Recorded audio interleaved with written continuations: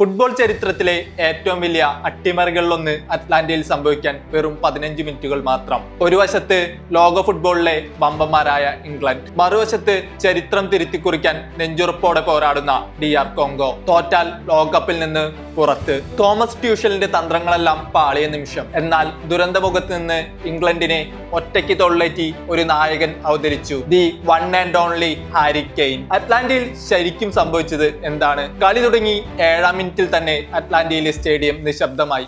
English പ്രതിരോധത്തെ കീറിമുറച്ച് Brian സിപ്പങ്കെ കോങ്കോയെ മുന്നിലെത്തിച്ചു. Score 1-0. അവിടം കൊണ്ടും തീർന്നില്ല. ആഫ്രിക്കൻ കരുത്തുമായി കോങ്കോ ഇംഗ്ലണ്ടിനെ ശ്വാസം മുട്ടിക്കുകയായിരുന്നു. തൊട്ടു പിന്നാലെ യോനോവിസയ്ക്ക് കിട്ടിയ സുവർണാവസരം ലക്ഷ്യത്തിലെത്തിയിരുന്നെങ്കിൽ ഒരുപക്ഷെ ഇംഗ്ലണ്ടിന്റെ കഥ അവിടെ തീരുമായിരുന്നു. പന്ത് പോസ്റ്റിലിടിച്ചു മടങ്ങിയത് ട്യൂഷലിനും സംഘത്തിനും ജീവൻ തിരിച്ചു കിട്ടിയതുപോലെയായിരുന്നു.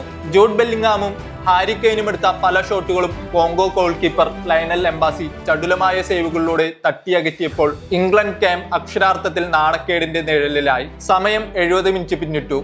ഇംഗ്ലണ്ട് ആരാധകരുടെ നെഞ്ചിടിപ്പ് കൂടി. അപ്പോഴാണ് കോച്ച് തോമസ് ട്യൂഷൽ ആന്റണി ഗോർഡനെ പകരക്കാരനായി ഇറക്കുന്നത്. ആ മാറ്റം കളിയെ മാറ്റിമറിച്ചു.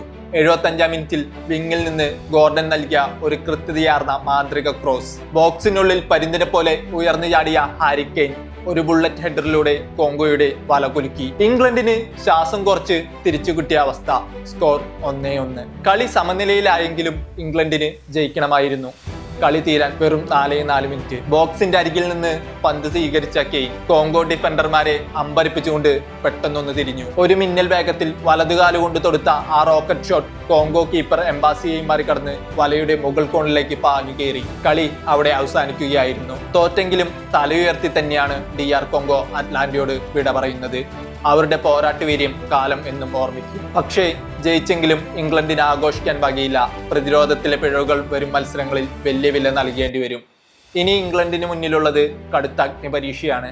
ജൂലൈ 6 തിങ്കളാഴ്ച മെക്സിക്കോ സിറ്റിയിലെ വിഖ്യാതമായ അസ്ടെക്ക സ്റ്റേഡിയത്തിൽ വെച്ച് സ്വന്തം കാണികളുടെ മുന്നിൽ ഇറങ്ങുന്ന മെക്സിക്കോയാണ് ഇംഗ്ലണ്ടിന് നേരിടാനുള്ളത്.